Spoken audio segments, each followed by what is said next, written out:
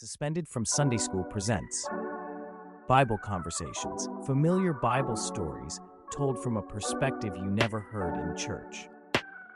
This week's conversations tell the unforgettable story of Cain, Abel, and the world's first crime. And now here's our host.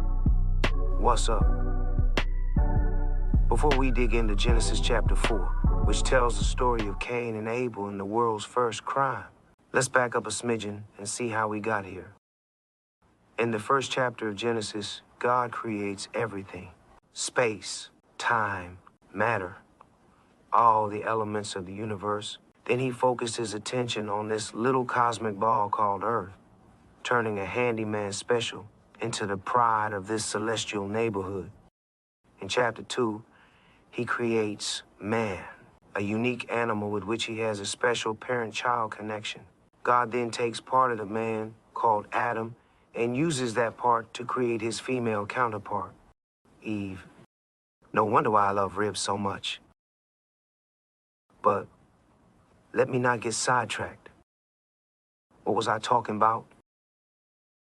Oh yeah. By chapter 3, Adam and Eve started tripping and disobeyed the only house rule. They got evicted from the Garden of Eden and lost their EBT, the Eden Benefits title card. Yo, Adam and Eve. I hope y'all loved every bit of that fruit salad y'all was snacking on, with no cable TV or Netflix to keep them entertained. It wasn't long before Adam and Eve started being fruitful and multiplying. Their first child was a boy, and they called him Cain. A few years later, Adam and Eve have a second boy. They named him Abel. As the boys grew, they had different natural talents and interests. Cain had a green thumb, and so he became a farmer. Abel enjoyed caring for the family's livestock, so he became a shepherd and herdsman. Their trades put them in competition over the land near their home, causing the first ever zoning battle to pop off. Cain needed land to cultivate his greens and his beans, while Abel was always checking for pasture land so his animals could graze. Beef between the brothers had been simmering on low for a hot minute. It fell off the bone when... Fellas, it's time to go and present the Lord an offering. Make it happen. All right, Pops. No problem, Dad. We'll do it. God sees the boy's offerings. He consumes Abel's lamb, but leaves Cain's withered-looking eggplant and onions there to rot. I guess God ain't no vegan. Nah, I'm just playing. Cain didn't step to God with a good attitude, and the big homie don't play those type of games. Are you there, God? It's me, Cain. Hello? Oh, that's cold. Your boy got left on red. Real quick, let me address the elephant in the room. The OG Cain was swole. We see you, player. I didn't know they had creatine and protein powder back in the day. Anyway, back to the story. Cain was all in his feelings because his offering got rejected. You boy was madder than a mug. Hey, Cain, fix your face. Here's the deal. If you come correct, you'll get my stamp of approval. Otherwise, you and your offerings can kick rocks. Hear me when I tell you. Sin is waiting to catch you slipping. You have to wrestle it into submission and not let it pin you down.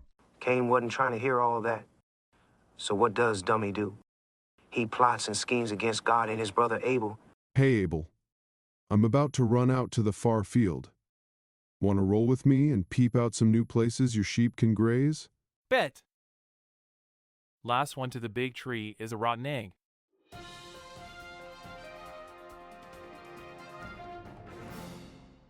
Boom! I beat you. Out the blue, Cain jumps on Abel, slits his throat with a sharp rock, and pummels him with a stone until he was taking a nap he wouldn't wake up from. Boom! I beat you. Later that day, God stepped to Cain like, let me holler at you for a second. Cain, I see you and your parents. But what's up with your brother Abel? Am I my brother's keeper? I couldn't tell you. That information is above my pay grade. See? This is exactly what I'm talking about.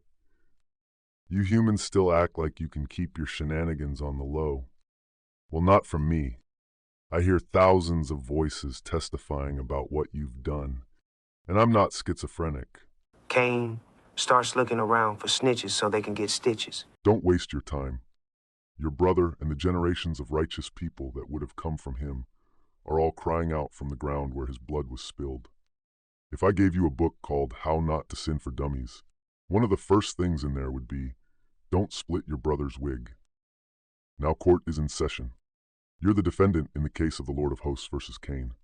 On count 1 of the indictment, first-degree murder, I find you guilty. On count 2, conspiracy, I find you guilty. On count 3, lying under oath, I find you guilty. And there's a 4th count, being stuck on stupid. Guilty. You are hereby sentenced to life as an aimless vagabond. I had a sidebar with the ground. Your farming career is over. No matter where you go, the ground will give you no crops in return for your labor.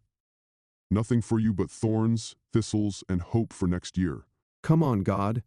Don't you think you're doing too much? What makes you say that? If I'm out there, permanently for the streets, haters might try to kill me for no good reason. Really? I wonder, who would do such a thing? Wow. So, it's like that now? Commit one cold-blooded murder, and all of a sudden, I'm the ops. Where's the mercy?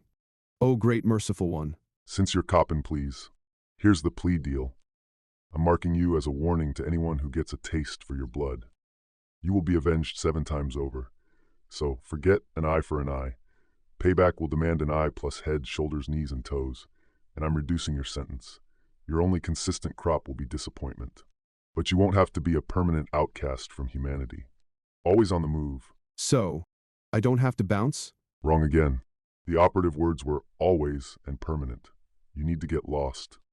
Right now.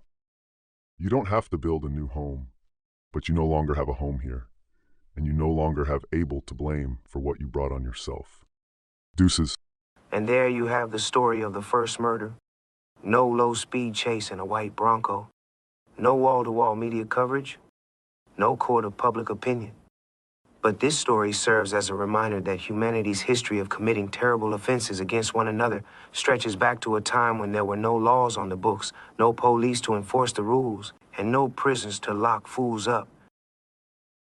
If you enjoyed this Bible presentation and want to see more stories like this, don't forget to click like and subscribe. Thou shalt not be disappointed. Join us again soon when Suspended from Sunday School presents another one of our Bible conversations. We out.